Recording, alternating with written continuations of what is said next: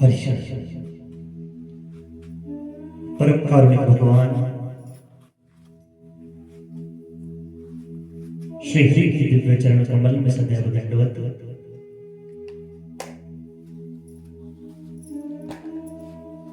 कथा प्रसंग विशेष पर आवाहित स्थापित एवं पूजित देव स्वरूपों को नमन करते हुए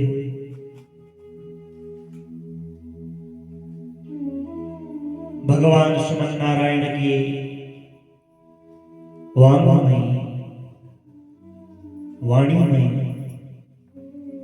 शब्दाकार अक्षराकार स्वरूप श्रीमद् भागवत महापुराण के इस पवित्रतम कथा ज्ञान गंगा यज्ञ सत्र के इस पावनी दिवस में समवेत आचार्यगण,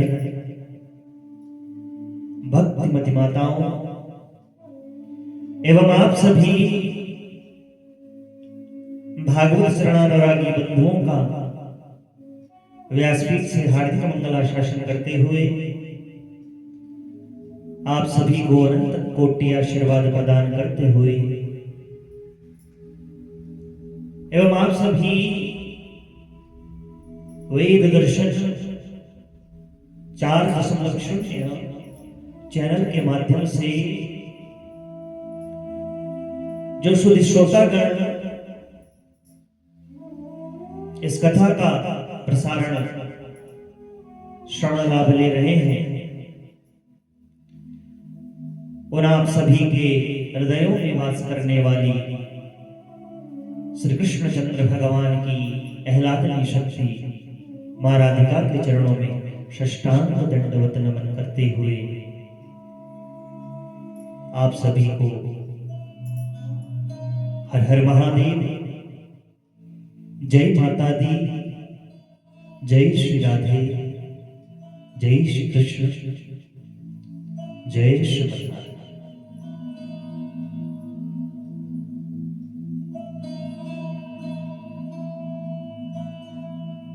बड़ा ही परम पावनी परम मोक्षदायिनी परम कल्याणमय भगवान श्रीमन नारायण का वांगमयी स्वरूप जो कलयुग के समस्त ताप एवं पापों का नाश करने वाला ऐसा यह पुराण राज पुराण तिलक जिसे वैष्णवों की परम निधि कहा गया है, परम धन कहा गया है, एक बार पुनः उन श्रीमन नारायण की उन श्री हरि की कुछ ऐसी कृपा बंधुओं कि हम आप सब फिर से आज भागवत कुटी के इस पावनी सभागार में भगवान की उस वाणी में स्वरूप को श्रवण करने हेतु उपस्थित हुए हैं। प्रश्न और उत्तर की श्रृंखला में बंधुओं, कल तक के कथानक भाव में हम आप सबसे जाना नैमिषारण्य का वो पावनी धाम, उच्च आसन पर बैठे हैं श्री सूत जी महाराज, उग्रश्रवा नाम के जो सूत हैं, रोमहर्षण जी के पुत्र, और श्रोता के रूप में विराजमान हैं 88,000 शौनक इत्यादि ऋषि, अर्थात उन 88,000 ऋषियों की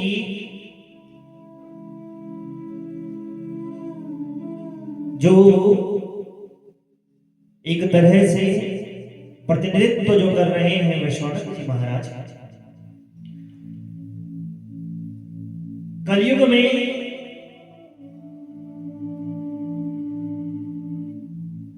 कल्याणकारी बड़ा पवित्रतम शाश्वत और भगवान कृष्ण की सन्निधि को प्राप्त कराने वाले साधन को जानने के विषय में उन शौनक जी महाराज ने बड़ा प्यारा प्रश्न उन सूत जी के श्री चरणों में रखा। और उसी क्रम में कल हमने जाना कि बद्रिकाश्रम के उस पावनी तीर्थ में जब सप्ताह श्रवण के विषय में कि प्रथम बार या यूं कहे नारद जी और उन सनकादि ऋषियों के बीच जो चार भाई हैं, सनक, सनंदन, सनातन और सनत कुमार, इनके बीच वो सप्ताह का क्रम कैसे आरंभ हुआ, तो इस कथा को बदलाते हुए सूत जी महाराज ने कहा कि एक बार की बात है, बद्रिकाश्रम क्षेत्र में जब ये चारों भाई सत्संग के लिए आए तो वहां उनकी दृष्टि किस पर पड़ी? नारद जी महाराज। और जब देखा तो बड़ी चिंता से आतुर, बड़े व्याकुल वे नारद जी महाराज दिखलाई दे रहे थे, कारण जानना चाहता। तो नारद जी महाराज ने कहा, पृथ्वी के विषय में, समृद्धिलोक के विषय में बहुत कुछ सुना था, यहाँ के तीर्थों के विषय में बहुत कुछ सुना था, इसलिए हे मुनिवर, देखने और जानने के लिए, सेवन करने के लिए मैं इस पावनी धरा पर आया। रंग क्षेत्र, नासिक, प्रयाग, उज्जैन, हरिद्वार इत्यादि क्षेत्रों में मैं आया, लेकिन पाया क्या? अब यहाँ सत्य, तप, शौच, दया, दान कुछ भी नहीं। सत्यम नास्ति तपा शौचम दया दानम न विद्यते।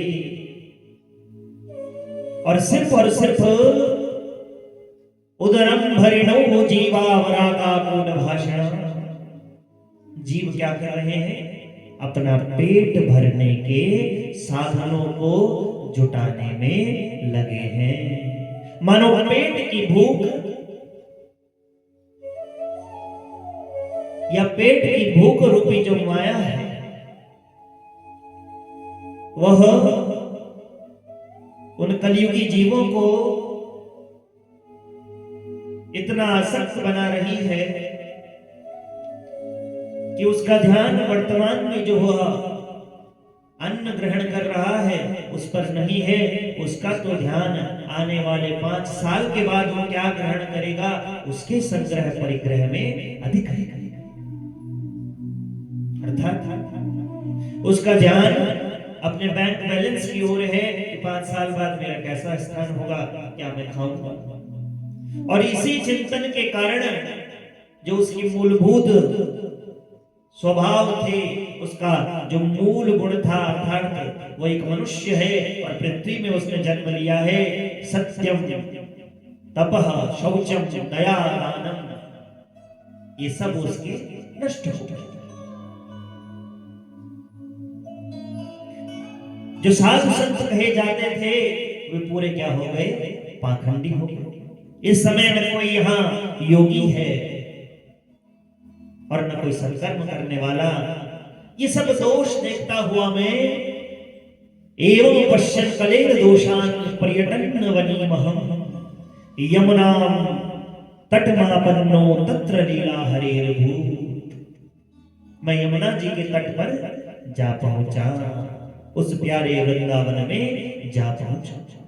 बोलो वृंदावन धाम की जय हो। 84 कोस ब्रज मंडल धाम की जय हो। कृष्णचंद्र भगवान की जय हो। यामुनम तटमापन्नो यत्र लीला हरेर्भूत्।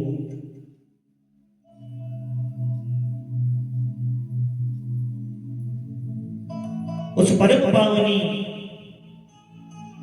कालिंदी के तट पर मैं जा पहुंचा, यमुना के तट पर मैं जा पहुंचा।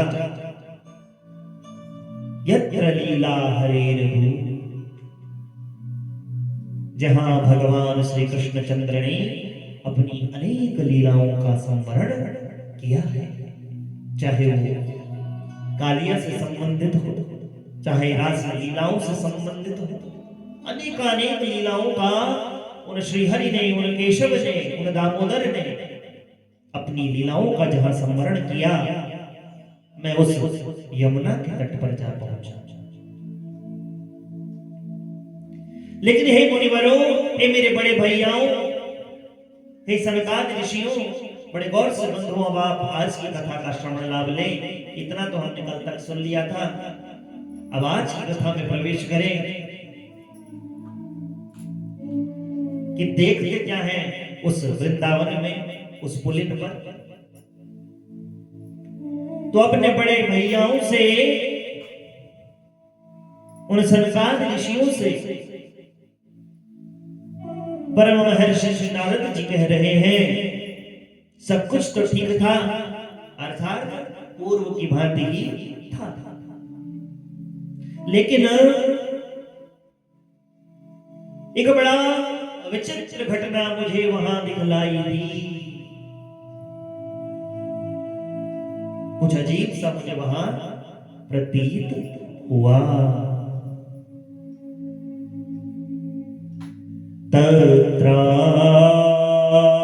तत्राश्चर्यं मया दृष्टं श्रूयतां तन्मुनीश्वरा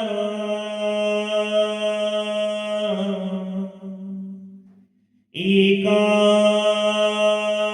तु तरुणी तत्र निषण्णा खिन्नमानसा वृद्धो पतितौ अपार्श्वे निःश्वसन्तावचेतनो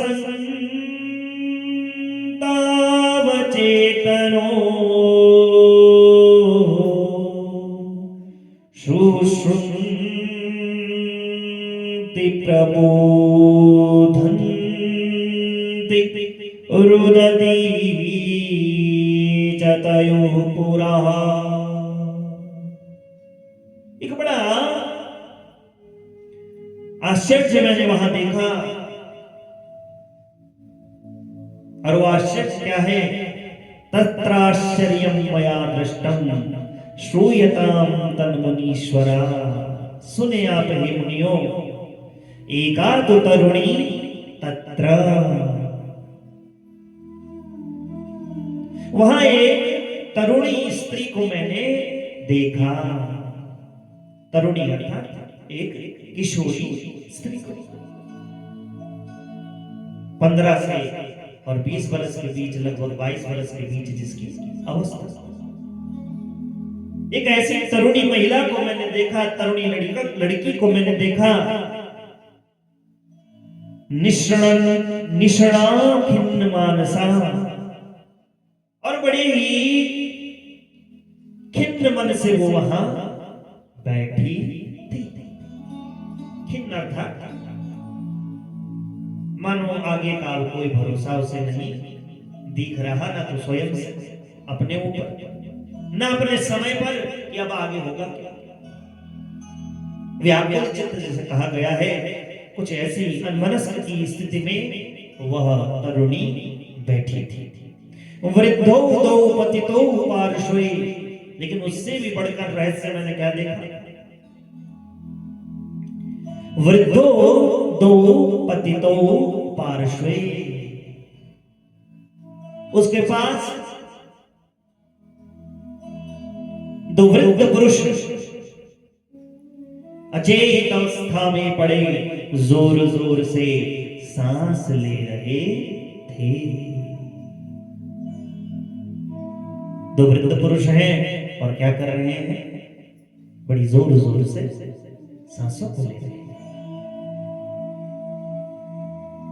वह जो तरुणी स्त्री है, शुश्रूषन्ति प्रबोधन्ति रुदती चतयो पुरा, वो तरुणी उनकी सेवा कर रही थी। कभी उन्हें चेतना दिलाने का प्रयास करती और फिर जब वो चेतना में ना आते तो उनके आगे रोने लगती। रुदती चतयो पुरा। ये बड़ा एक विस्मय से भरा दृश्य मुझे दिखा। दस ऋक्ष निरीक्षन्ति रक्षी तारं निजं वपुः विद्यमाना शतस्त्रिभिर बोध्यमाना मुहुर्मुहुः। वो अपने शरीर के रक्षक परमात्मा को दसों दिशाओं में देख रही थी, ढूंढ रही थी, मानो कि वे भगवान परिपूर्णतम श्री कृष्ण चंद्र गए कहां इस वृंदावन से, वो मेरी सहायता क्यों नहीं करी। दसों दिशाओं में वह उन्हें ढूंढ रही थी। और विद्यमाना सत स्त्री, उसके चारों ओर सैकड़ों स्त्रियां बार बार पंखे को झल रही थी और उसे समझा रही थी। दृष्ट्वा दूरगतः सोऽहं कौतुकेन तदन्तिकम् दृष्ट्वा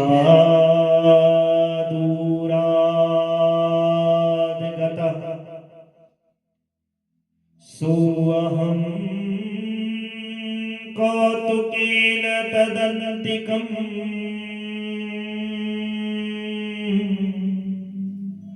दृष्ट्वा दूरात् गतः सोऽहं कौतुकेन तदन्तिकम्।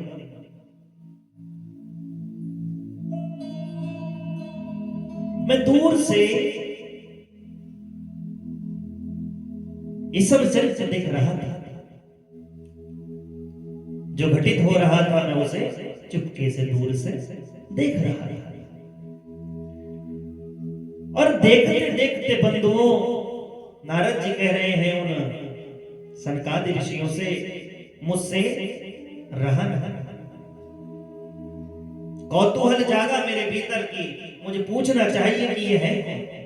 और ये जो दो बेटे, अर्थात बेटे तो नहीं, अभी तो कुछ पता नहीं नारद जी को, लेकिन ये जो दो वृद्ध पुरुष पड़े हैं, ये कौन है और ये स्त्रियां कौन है और क्यों ये रो रही है, ये सब जानने का मेरे मन में बड़ा कौतूहल हुआ। कौतुकेन तदन्तिकम् मां दृष्ट्वा चोकितात् बाला विहला च ब्रवीद्वचः। और जैसे ही मैं वहां गया, उस युवती की दृष्टि मुझ पर पड़ी, तत्क्षण वह खड़ी हो गई और बड़ी व्याकुलता से, बड़े अधीर के साथ, अधैर्य के साथ, बड़ा आसक्त भाव प्रदर्शित करते हुए मानो अपने उस दुख पर और उन अनंत पुरुषों की ओर देखते हुए वह बोल पड़ी, चित्कार सा फूटा, भो भो साधो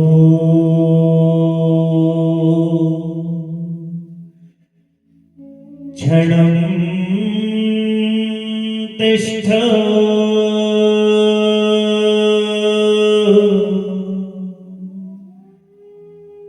भो भो साधु क्षणं तिष्ठ। युवती ने कहा बड़े कारुणिक क्रंदन स्वर, भो भो साधु क्षणं तिष्ठ। अरे हे साधु जी महाराज, हे नारद जी महाराज, क्षणं तिष्ठ, कुछ क्षण के लिए आप रुक जाइए, ऐसे में देखा न करें। भो भो साधु क्षणं तिष्ठ मच्चिन्तामपि नाशय दर्शनं तव लोकस्य सर्वथा परम दर्शनं तव लोकस्य सर्वथागरं परं भो साधु क्षणं तिष्ठ मच्चिन्तामपि नाशय। क्योंकि कहीं न कहीं बंधुओं इस वाक्यांश से, इस श्लोक से, उस तरुणी के द्वारा कही गई इस उक्ति से निश्चित रूप से ज्ञात होता है कि ये तरुणी जानती है किस भाव को, बिनु सत्संग विवेक न होई, राम कृपा बिनु सुलभ रसोई,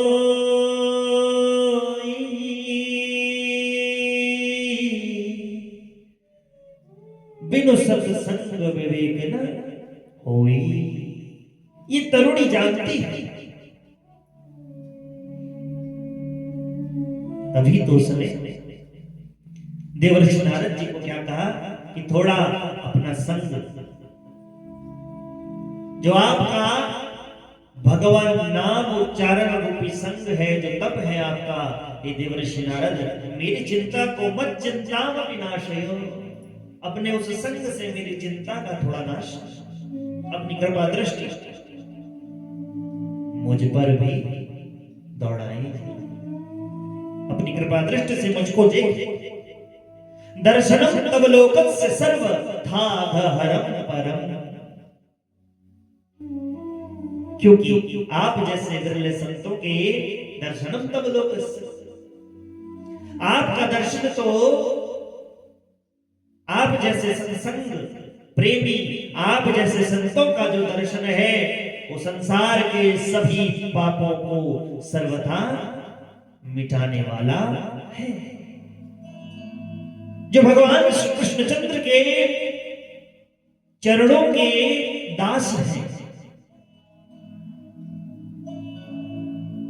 उनका दर्शन,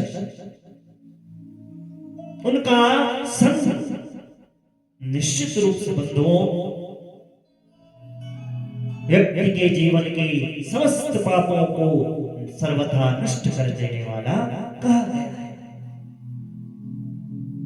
तो उस तरुणी स्त्री की जो सबसे बड़ी महती यहां पर विशेषता है, या दूसरे शब्दों में कहें उन श्री राधिका मैया श्री श्रीमन नारायण भगवान की इस तरुणी स्त्री पर इतनी बड़ी महत्व कृपा है, युगल चरण कर्मों का इतना कृपा प्रसाद इस महिला पर है, इस तरुणी पर है,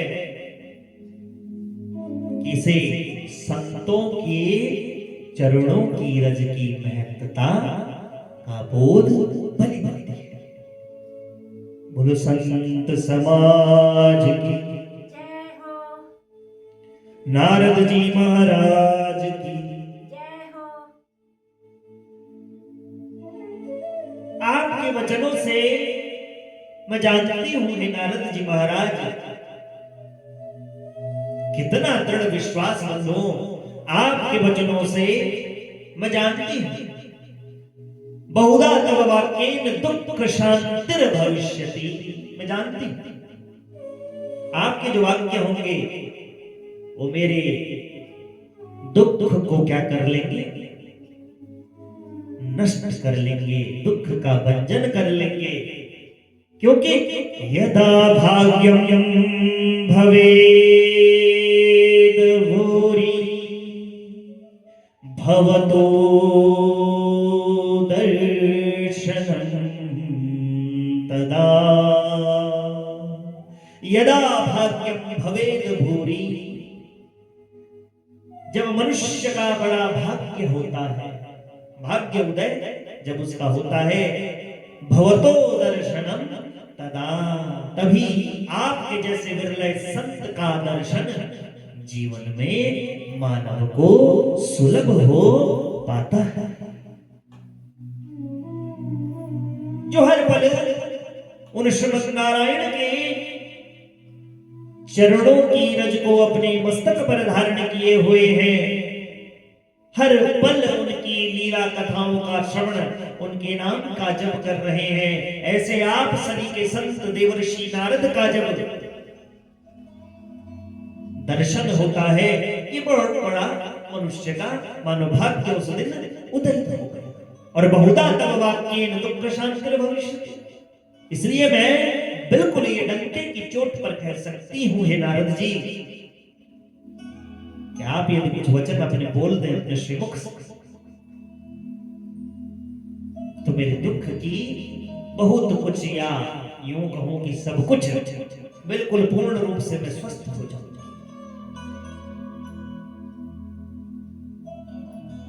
धन्य है ऐसे लोग, ऐसे प्राणी, इस तरुणी स्त्री की भांति कि जिन पर श्री हरि की कृपा कुछ ऐसी हो जाती है कि विरले संतों की जो महिमा है उसका ज्ञान बड़ा सुलभ हो जाता है। नारद जी कह रहे हैं, हे बड़े भैयाओं, हे सनकादिक ऋषियों, जब उस तरुणी स्त्री ने मुझसे इतना कुछ कहा, तो स्वाभाविक सी बात थी कि अब मेरे मन में और जिज्ञासा बढ़ी और कुछ पूछने का मेरा मन हुआ। तो मैंने क्या पूछा? कासिकम का विमोचेम नार्या का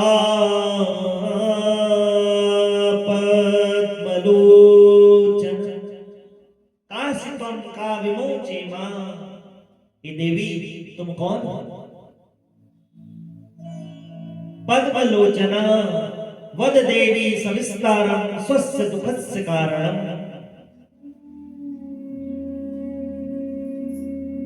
ये कमल नयनी देवियां जो तुम्हारे पास तुम्हारे समीप खड़ी हैं, ये कौन है? और ये जो दो पुरुष तुम्हारे हैं अगल बगल, तुम्हारे सहारे मानो ये दोनों हैं, ये वृद्ध पुरुष, ये तुम्हारे कौन होते हैं? ये क्या है तुम्हारे? तुम क्यों ये ढो रही हो? क्यों ये तुम्हारे साथ है? तुम विस्तार से वद देवी सविस्तारम, कहीं की मुझे देर नहीं, बिल्कुल विस्तार से हे देवी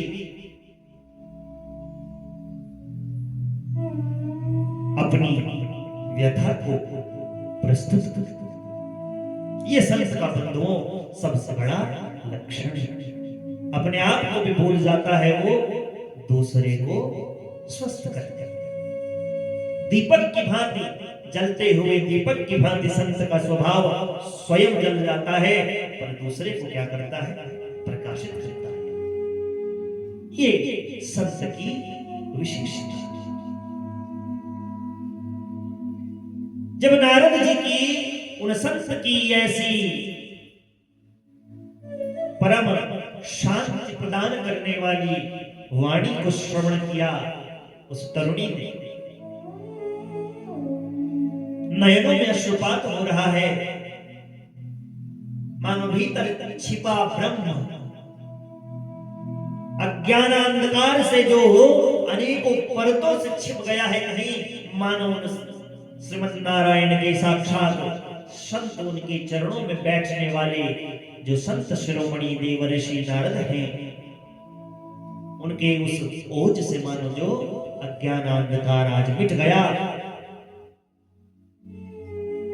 और वो युवती कह रही है अपने विषय में, बड़े गौर से सुने। अहम भक्तिरिति ख्याता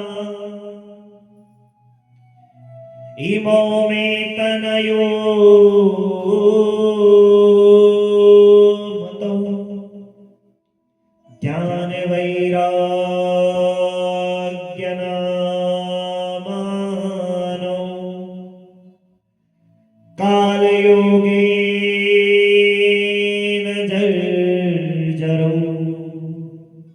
ज्ञान वैराग्य नामानो काल योगेन जर्जरो।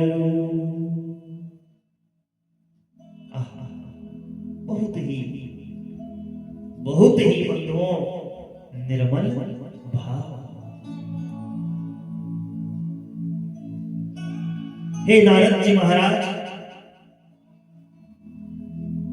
सुनिए, मैं विस्तार से अपने विषय में अब आपको बतलाने का प्रयास करता हूं। अहम भक्तिरिति ख्याता। इस जगत में मुझे भक्ति नाम से जाना जाता है। ये जो मेरी पहचान है वो भक्ति से है। मेरा नाम भक्ति है। इमो में तनयो मतौ। ये ज्ञान और वैराग्य नामक मेरे दो पुत्र हैं। ज्ञान वैराग्य नामानो काल योगेंद्र जर्जरो। और समय के फेर से काल योगेंद्र जर्जरो। काल के योग से, काल के संयोग से, मानो समय की कुछ ऐसी ही चाह थी,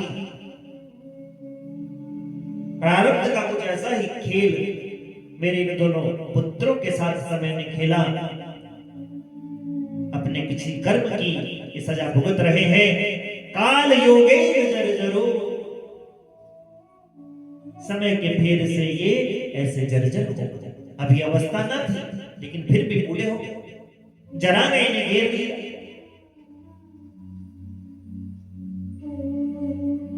जैसे उदाहरण के लिए पहले के जमाने में लगभग आज से 50 से 60 वर्ष पूर्व बंधुओं, यदि स्वास्थ्य संदर्भ में हम देखें तो हृदयघात के रोग 60-70 के बाद के लोगों में होते थे, 80 के लोगों। लेकिन वर्तमान समय में हम सुनते हैं 10 वर्ष के बालक को भी हृदयघात होता है।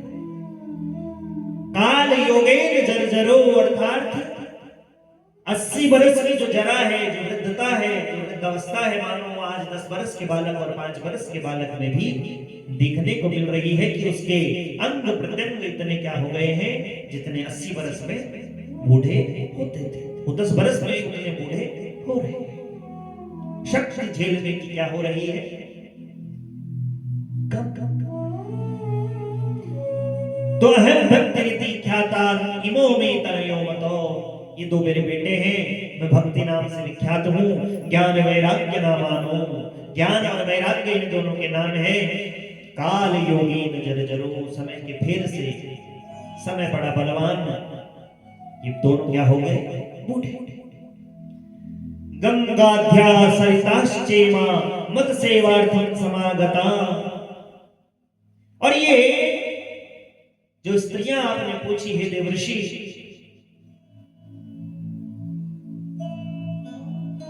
ये सब स्त्रियां गंगा जी आदि नदियां हैं। ये सब मेरी सेवा करने के लिए मत सेवार्थम समागता, मेरी सेवा के लिए ही आई है। इस प्रकार तथापि नच मे श्रेया सेवितायः सुरैरपि। ये साक्षात देवियों के द्वारा सेवित होने पर भी मुझे शांति नहीं मिल रही। ये साक्षात देवी और इनके द्वारा मैं सेवित हूं, पूजित हूं, मेरी सेवा ये कर रही है, लेकिन मेरे मन को फिर भी क्या नहीं मिल रही, शांति नहीं मिल रही। क्योंकि कारण क्या है, मेरे ये दोनों पुत्र जो काल के फेर से क्या हो चुके हैं, जर्जर हो चुके हैं, बूढ़े हो चुके हैं। कौन सी ऐसी मैया होगी बंधुओं इस धरा पर जो अपने संतान की जो स्वास्थ्य की दर है उसमें सुधारना चाहे, उसके स्वास्थ्य को अच्छा ना चाहे। तो तो कैसा उस मां को वहां पर लग रहा होगा कि दोनों बेटे क्या हो गए, बड़े बूढ़े हैं और बड़ी जोर जोर से सांस ले रहे हैं, मानो अभी प्राण निकलने वाले। हे तपोधन, हे श्रीमन नारायण के प्यारे श्री नारद जी, अब ध्यान देकर आप मेरा वचन सुने, वृत्तांत सुने। मेरी कथा वैसे तो प्रसिद्ध है, फिर भी उसे सुनकर आप मुझे शांति प्रदान करें। जग प्रसिद्ध है मेरी कथा, लेकिन मैं फिर से कहूंगी ताकि आप मुझे फिर से कुछ शांति प्रदान कर सकें। अब अपने विषय में भक्ति माता मानो कह रही हैं, बताने का प्रयास कर रही हैं कि मैं कहां पैदा हुई, कहां पली बड़ी, कहां कहां से होते हुए मैं यहां पहुंची। उत्पन्ना द्रविड़े साहम वृद्धिं कर्णाटके गता क्वचित् महाराष्ट्रे गुर्जरे जीर्णतांगता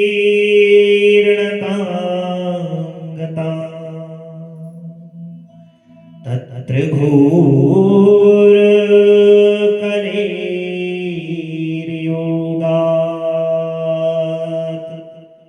पाखंड है खंडितांग का दुर्बला हम चिरं याता पुत्राभ्यां सह मन्दता वृन्दावनं पुनः प्राप्य नवीनेव स्वरूपिणी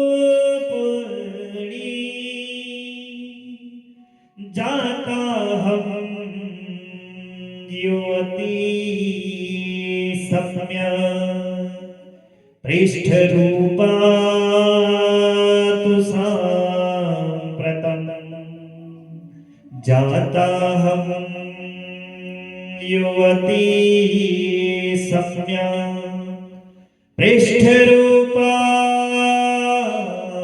तु साम्प्रतं। पूरा ये विवरण बंधुओं भक्ति मैया ने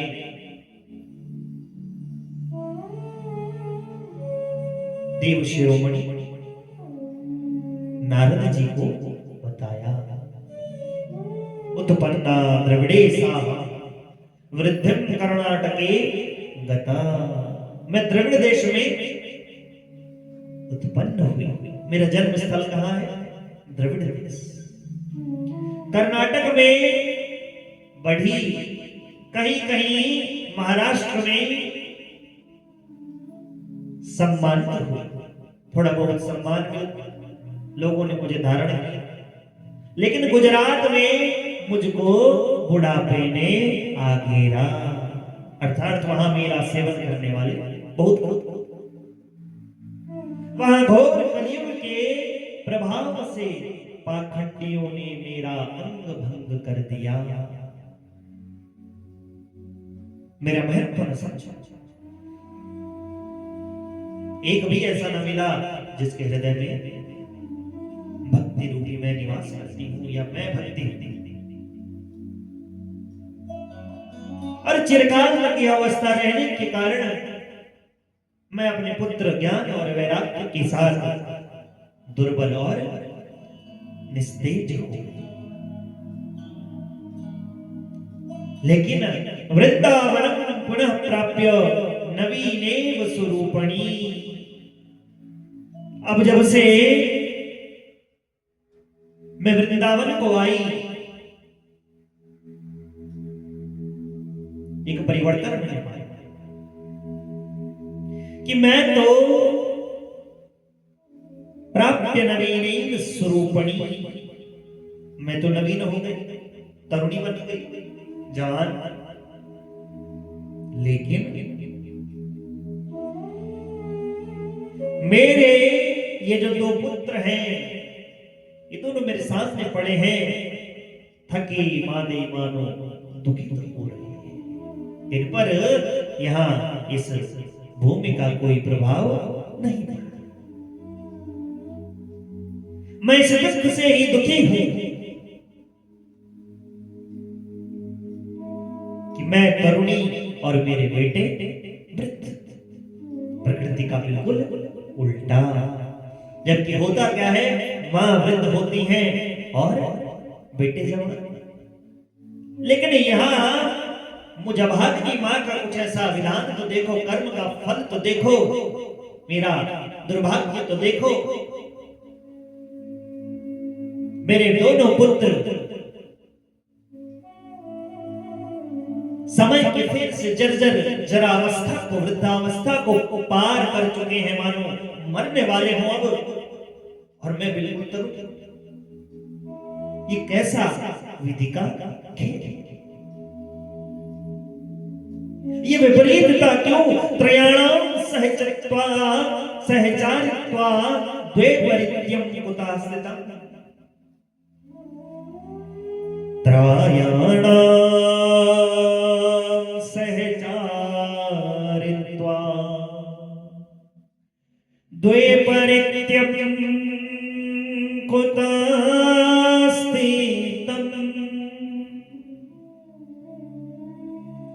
घटते जरठा माता तरुणो तनयावति। त्रायाणाम सहचारित्वात् द्वैपरित्यम कुतास्थितम्। अरे हम तीनों तो साथ साथ रहने वाले हैं, ऐसा भी नहीं है कि अलग अलग रहे। फिर ये विपरीतता क्यों? द्वैपरित्यम कुतास्थितम्। ये विपरीतता आखिर विधि के द्वारा क्यों? ये बूढ़े हो गए और मैं जवान हूं। अरे ये बूढ़े हुए थे तो मुझे तो इनसे दुगना पूरा होना चाहिए था।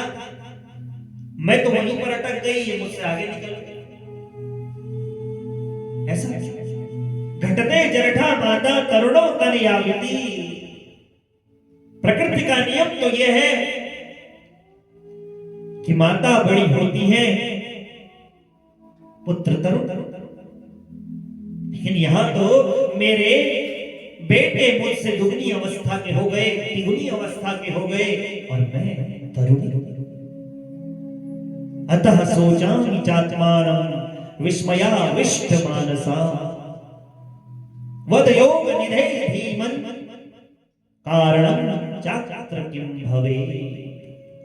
इसी कारण में आश्चर्यचकित अपने चित्त से अपनी इस अवस्था पर शोक कर रही हूं, विलाप कर रही हूं, व्याकुल हूं। हे नारद जी, हे परम योग ऋषि, आप बड़े बुद्धिमान हैं, योग निधि से संपन्न है। वद योग निधि, हे योग निधि, इसका कारण क्या है? कारण चात्र किम भवेत्। इसका कारण क्या है ये मुझे समझ नहीं आ रहा। क्योंकि अभी तक तो ये था, जहां हम तीनों जा रहे थे वहां तीनों पर समान प्रभाव पड़ रहा था। जहां घट रहे थे वहां तीनों घट रहे थे, जहां बढ़ रहे थे तीनों बढ़ रहे थे। लेकिन ये वृंदावन में ऐसा क्या हुआ कि दैव क्या हो गया? एकदम प्रतिकूल। मैं जवान और ये बूढ़े।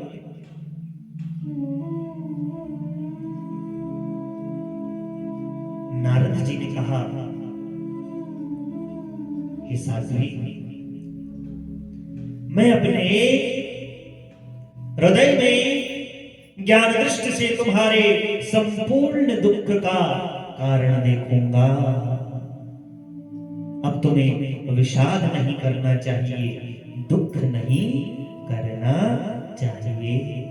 अब मैं आ गया, सत्य का लक्षण बदलो। बाबा तुलसीदास जी बड़ा प्रिय वचन लिखते हैं बालकांड में, जो प्रथम कांड है। रामचरितमानस का संत का स्वभाव उस पुष्प की तरह होता है, उसे तोड़े गए पुष्प की तरह कि जो हाथ उसे तोड़ता है उसको भी वह उसी प्रकार सुवासित करता है अपनी गंध से, सुगंध से, महक से, जैसे वो हाथ दूसरा जिसमें कि उसे भी सुरक्षित रखा जाता है। वो ये नहीं देखता कि इसने मुझे तोड़ा और इसने मुझे रक्षित किया। एक व्यक्ति के दो हाथ होते हैं, हम देखते हैं कि जब तोड़ा जाता है तो तोड़ने की प्रक्रिया क्या है। एक हाथ से अर्थात दाएं से तोड़ा जाता है और फिर बाएं में उसको सुरक्षित रखा जाता है और लाया जाता है मंदिर। तो वो पुष्प ये नहीं देखता कि एक हाथ में तोड़ा तो इसको मैं अब अपनी खुशबू न दूं, इस हाथ ने तो मुझे सुरक्षित किया, इसी को मैं अपनी खुशबू दूं, अपना गुण दूं। नहीं, तो संतों का भी यही गुण बंधुओं,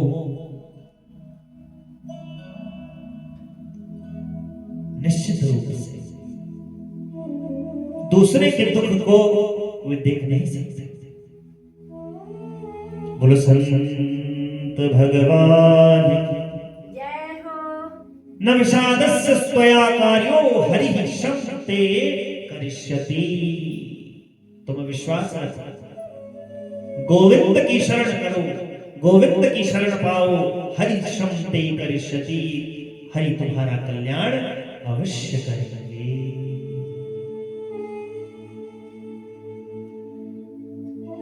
गोविंद की शरण पकड़ लो।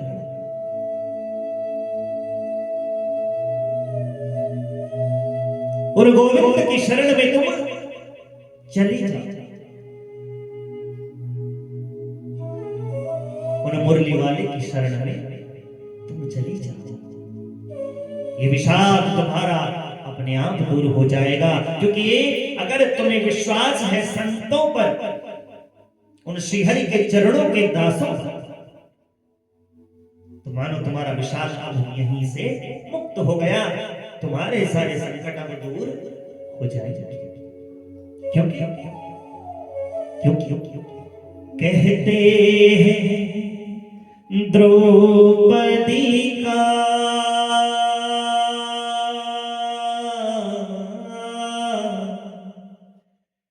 तूने चीर बढ़ाया था,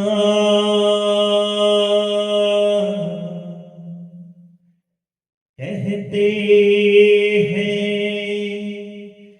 द्रौपदी का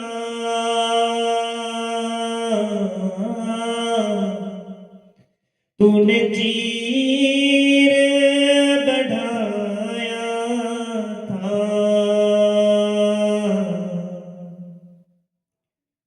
बन सारथी अर्जुन का रथ तूने चलाया था,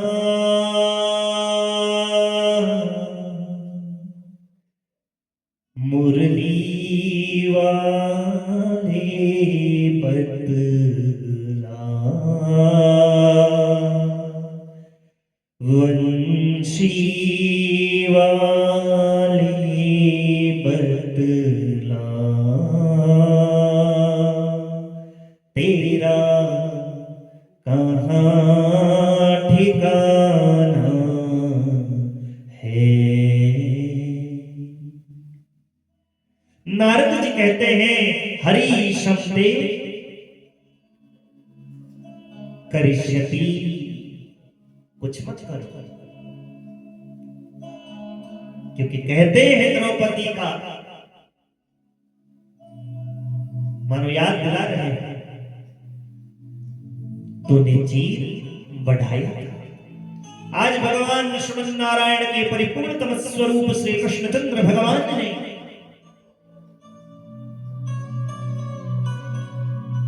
द्यूत सभा में बिल्कुल सभा सजी, द्यूत क्रीड़ा।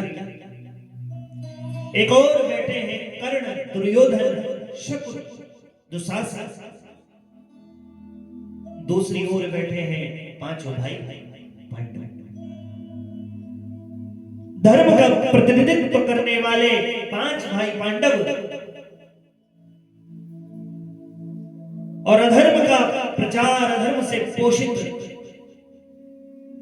जिनका सर्वनाश भविष्य के गर्त में छिपा है, उन श्री केशव के द्वारा, उन पांडवों के द्वारा,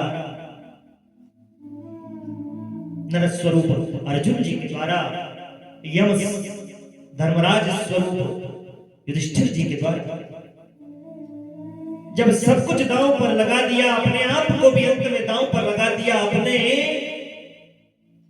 भाइयों को दांव पर लगा दिया, सब कुछ राजपाट इंद्रप्रस्थ का दांव पर लगा दिया, अपना मुकुट इत्यादि सब कुछ दांव पर लगा दिया, अंत में बचा तो सिर्फ द्रौपदी। और द्रौपदी को भी अब दांव पर लगा दिया।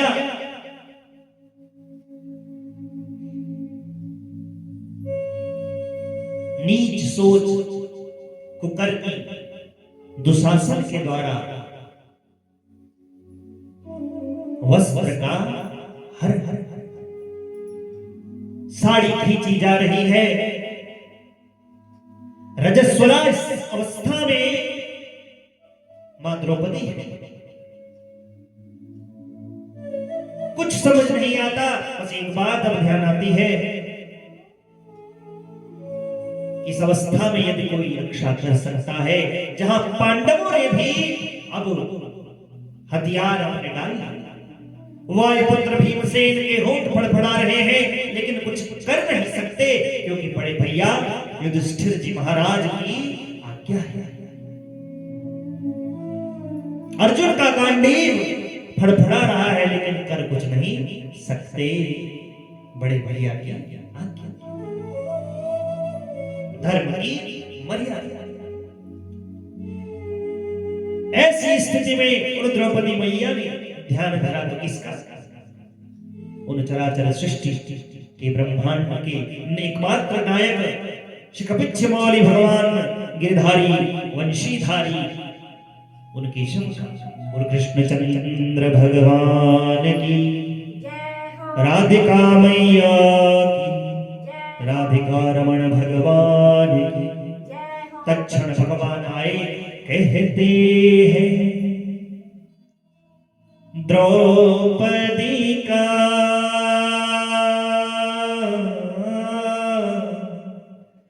तूने चीर बढ़ाया था,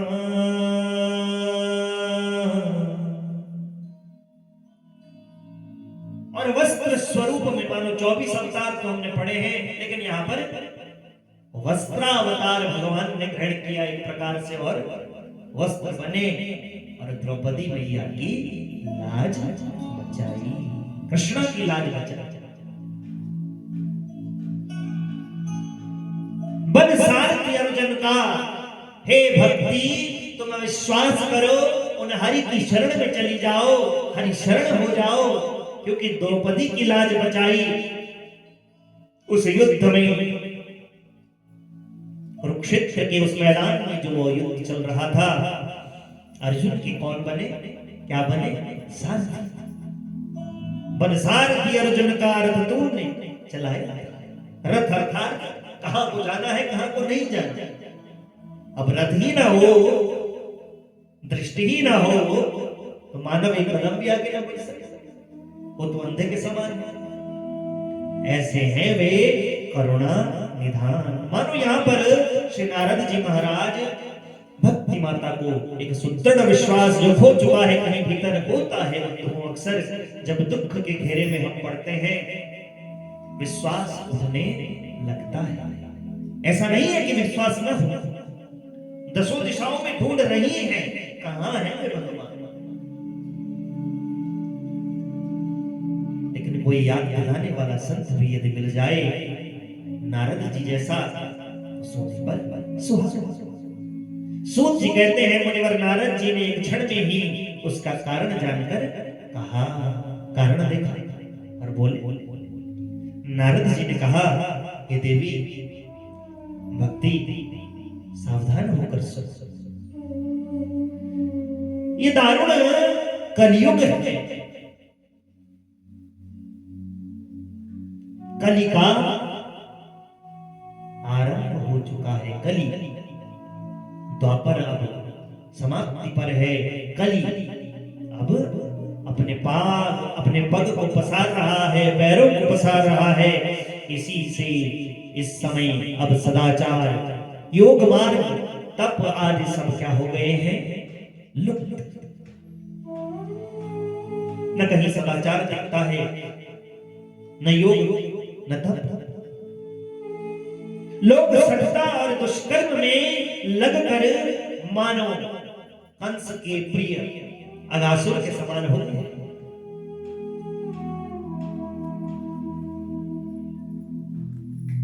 पूतना और अगासुर के समान, बकासुर के समान, अष्टासुर के समान, केशी के समान, द्विविध के समान मानो अब इन राक्षसी भावों से, आसुरी संपत्ति से व्यक्ति युक्त हो चुका है। लोग सठता और दुष्कर्म में लगकर अघासुर बन चुके हैं। संसार में जहां देखो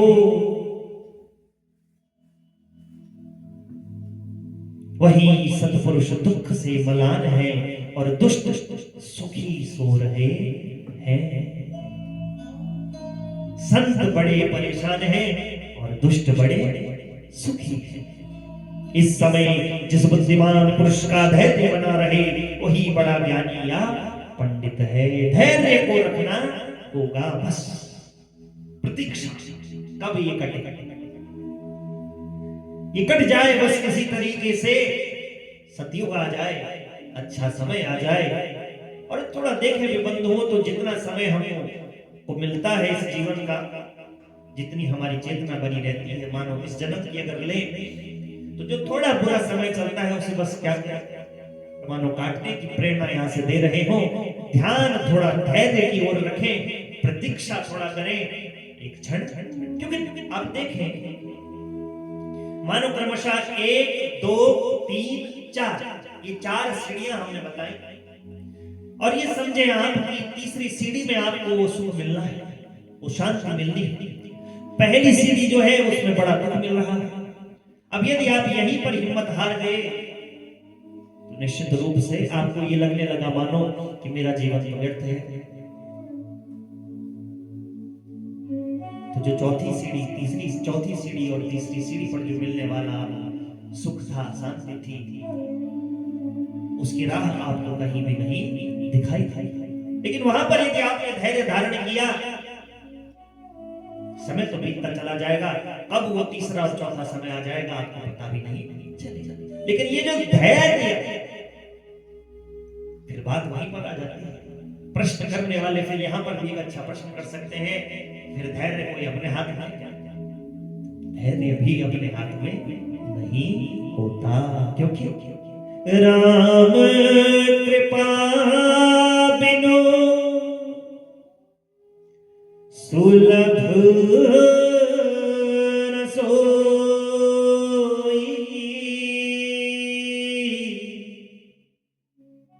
जब तक उन राम की कृपा न हो तब तक वह धैर्य भी सुलभ नहीं। और पृथ्वी जो है वो क्रमशः प्रतिवर्ष शेष जी के लिए भार रूपी होती चली जा रही है। अब यह छूने योग्य तो क्या, देखने योग्य भी नहीं रह गई। इसमें कहीं मंगल नहीं।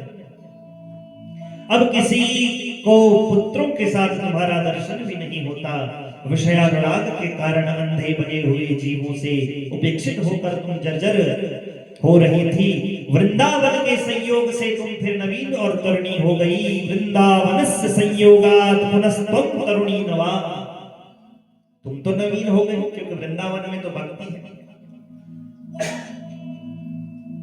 भगवान कृष्ण का, क्योंकि लीला विहार क्षेत्र, तो तुम तो तरुणी हो गई।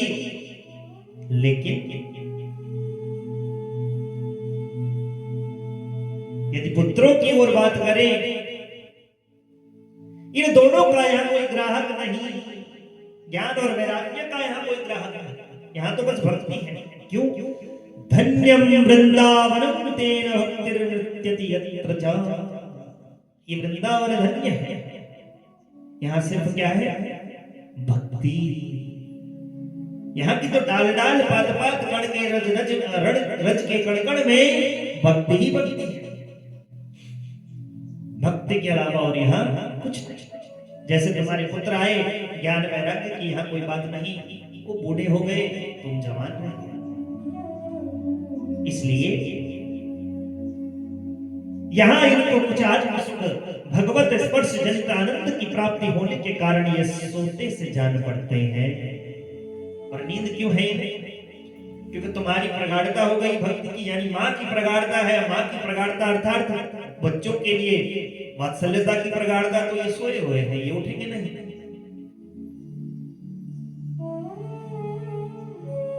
कहने का अभिप्राय बंधुओं, नारद जी ने कुछ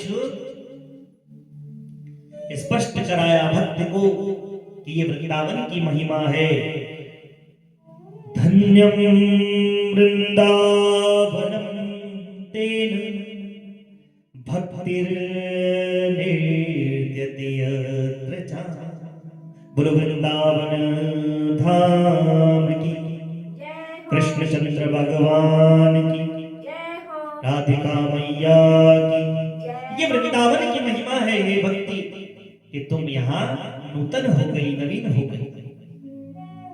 तुम्हारे पुत्रों का यहाँ कोई ग्राहक नहीं, कोई सेवक नहीं, इसलिए ये जर्जर है। जैसे आप ऐसा समझे, आप किसी विशिष्ट क्षेत्र में चले जाएं बंधुओं, तो वहां के पहनावे क्या होते हैं? विशिष्ट। आप असम के क्षेत्र में चले जाएं, वहां के बाजारों में आपको जो लोकल वहां का बाजार होगा किसी गांव का, वहां के लोकल असम के किसी गांव के लोकल बाजार में आप जाएं तो वहां आपको मुंबई में जो चलने वाले कपड़े होंगे, वस्त्र, वो नहीं दिखेंगे कि असम के उस गांव में आपको दिख जाएंगे। या आप देहरादून के किसी गांव में चले जाएं तो देहरादून के मूल मार्केट में जो वस्त्र चलते होंगे वो गांव में नहीं चलते। कहने का चलेगा क्या? जिसके ग्राहक जहां होंगे। तो वृंदावन में सिर्फ भक्ति के ही ग्राहक हैं, ज्ञान वैराग्य को कोई नहीं खरीदता। उन्हें तो सिर्फ केशव की भक्ति, क्योंकि गोपिकाओं का और गोपों का और गौओं का वह प्रधान शिक्षक। तो हमने आज की कथा में बंधुओं उस कारण को जाना। अब कल की कथा में हम जानने का प्रयास करेंगे कि किस प्रकार से भक्ति को दिए गए वचन कि मैं तुम्हारे पुत्रों को ठीक करूंगा, इनकी युवावस्था इन्हें प्रदान करूंगा, तुमसे भी अधिक युवा इन्हें बनाऊंगा। नारद जी इस प्रकार से अपने संकल्प को क्या पूरा कर पाते हैं और करते हैं यदि, तो कौन से उपक्रम के द्वारा, कौन सी विधि के द्वारा, इसको हम जानने का प्रयास करेंगे, श्रवण लाभ लेने का प्रयास करेंगे। कल की कथा में बहुत अच्छा आज की कथा में हमने जाना, समझा, चिंतन योग्य, मनन योग्य, धारण करने योग्य बातों का श्रवण लाभ हम आप सबने लिया। व्यासपीठ से आप सभी को अनंत कोटि आशीर्वाद प्रदान करते हुए आध्यात्मिक आपकी यात्रा इस प्रकार से बढ़ती रहे। भगवान श्रीमन नारायण माँ राधिका का आशीर्वाद, शाम सदाशिव का आशीर्वाद, पार्वती मैया का आशीर्वाद, राम लखन सीता मैया का आशीर्वाद आपको इसी प्रकार से मिलता रहे। ऐसे सुभाशीष के साथ एक बार पुनः व्यासपीठ से आप सभी के हृदयों में विराजमान भगवान श्री केशव की अनन्य शक्ति, आह्लादनीय शक्ति माँ राधिका के चरणों में साष्टांग दंडवत नमन करते हुए आप सभी को हर हर महादेव, जय माता दी, जय श्री कृष्ण, जय श्री राधे, जय श्रीमन नारायण। बोलो कृष्णचंद्र भगवान की, राधिका मैया की, श्रीमद् भागवत महापुराण की, वेद व्यास भगवान की, पितृदेवताओं की, बोलो पितृदेवताओं की, यज्ञ नारायण भगवान की, सांब सदाशिव भगवान की, तपकेश्वर महादेव की, वीरभद्र महादेव की, कालनाथ भैरव भगवान की, वीरभद्र भगवान की, हो कुंजापुरी मैया की, जय हो वैष्णो देवी की, जय हो चंद्रवदनी मैया की, जय हो नयना देवी की, जय हो मनसा देवी की, जय हो चंडी देवी की, जय हो यज्ञ रक्षक हनुमान जी महाराज की, जय शिव हो नागराज भगवान की, जय हो सत्य सनातन वैदिक धर्म की, जय हो धर्म की जय हो अधर्म का नाश हो प्राणियों में सद्भावना हो विश्व का कल्याण हो गौ माता की, सेवा हो गंगा माता की, जय हो राम लखन सीता माता की, जय लड्डू हो गोपाल जी महाराज की, जय हो चंद्रमौलेश्वर महादेव की। जय हो ओम नमः पार्वती पतये हर हर महादेव शंभो।